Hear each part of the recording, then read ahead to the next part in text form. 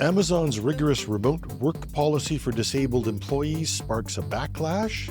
Sophisticated cyber threats target online holiday shoppers. And an AI grandmother wastes scammers' time with rambling conversations. Welcome to #Trending. I'm your host, Jim Love. Let's get into it. One of the side benefits of the pandemic was that it created, for maybe the first time, a level playing field for disabled workers. It resulted in the highest percentage of employment for people with disabilities since tracking began by the Bureau of Labor Statistics in 2008. 22.5% of those with disabilities were employed. Working from home was a huge benefit to people with a range of disabilities, not just mobility or sight-related, but other things that we don't often think about, like chronic allergies or anxiety disorders. Now, critics say that Amazon's new policy for remote work accommodations might be the start of undoing that progress. Amazon is the second largest private employer in the US, and what it does can have a big impact. Amazon's new process is drawing criticism for its complexity and perceived rigidity. Disabled employees seeking permission to work from home now face a multi-level leader review process, including consultations with Amazon's disability team and, in some cases, months-long in-office trials. The policy aligns with Amazon's company-wide requirement for employees to return to the office 5 days a week by January, a move CEO Andy Jassy says is intended to strengthen the company's culture. However, employees have voiced concerns that the process is overly complex and invasive, with some expressing fears that the hurdles are designed simply to discourage approvals. Affected employees report prolonged wait times, redundant documentation requests, and probing questions from so-called accommodation consultants, such as how they navigate their disability outside of work. Disability advocates caution that Amazon's stance could influence other major employers and potentially erode progress made during the pandemic towards accessible remote work options. Ariel Sims, CEO of Disability Belongs, noted that it sets a dangerous precedent with other employers, as complex processes might drive some workers to leave rather than endure lengthy or embarrassing accommodation procedures.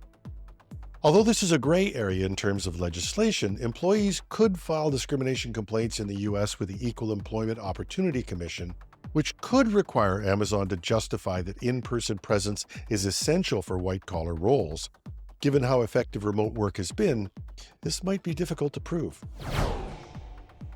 As the holiday shopping season ramps up, cybercriminals are getting creative with new methods to lure online shoppers into scams.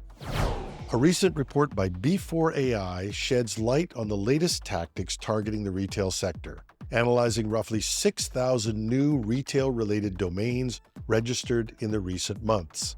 It's a sneak peek into how these cyber threats are evolving, just as online shopping traffic is expected to surge. Some of the key findings from the report. Under the heading Brand Spoofing and Domain Manipulation, nearly 4,000 of the domains used recognizable names like Walmart and Amazon, often paired with terms like deal or shop. Leveraging cheap, familiar domains like .com or .shop, scammers create URLs that are deceptively similar to legitimate retail sites. There were fake apps disguised as popular retail platforms. Among 185 confirmed malicious sites, many linked to fake apps imitating Amazon and Flipkart. These apps, often hosted on unofficial sites, steal credentials and credit card information once they're installed. There were fraudulent sites advertising major sale events. Over 1,500 sites echoed seasonal promotions such as biggest sale of the year themes, mimicking trusted brands to prompt shoppers to enter sensitive information on cloned payment pages. Some fraudulent sites now feature chatbots to simulate live support, guiding users to phishing links and further enhancing the illusion of legitimacy. Cryptocurrency is making a comeback not only on its price, but also in scams. Cyber criminals are taking advantage of a growing interest in crypto payments by encouraging users to link their wallets on fake retail sites, ultimately draining funds in untraceable transactions. There were also investment scams masquerading as retail offers. These use trusted brands as a front for investment schemes. Victims are lured via apps like WhatsApp. They're convinced to invest, offered to participate in group chats where their investments are discussed, but later find themselves locked out of those group chats once the funds are transferred. The Before AI report captures how these scams are rapidly evolving to meet the moment, especially as the holiday shopping season drives more people online.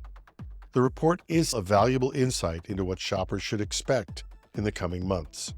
For a deeper dive, check out the report linked in the show notes.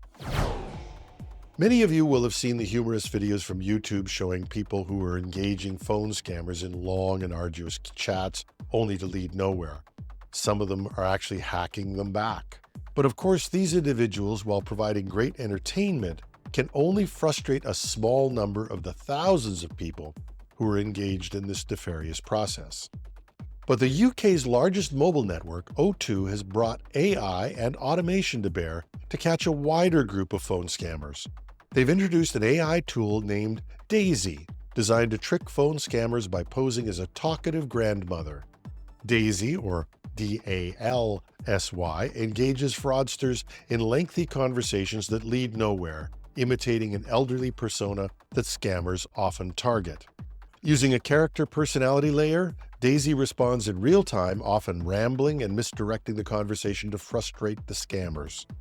Created with the assistance of popular scam baiter Jim Browning, Daisy is skilled at convincing fraudsters it's a real person.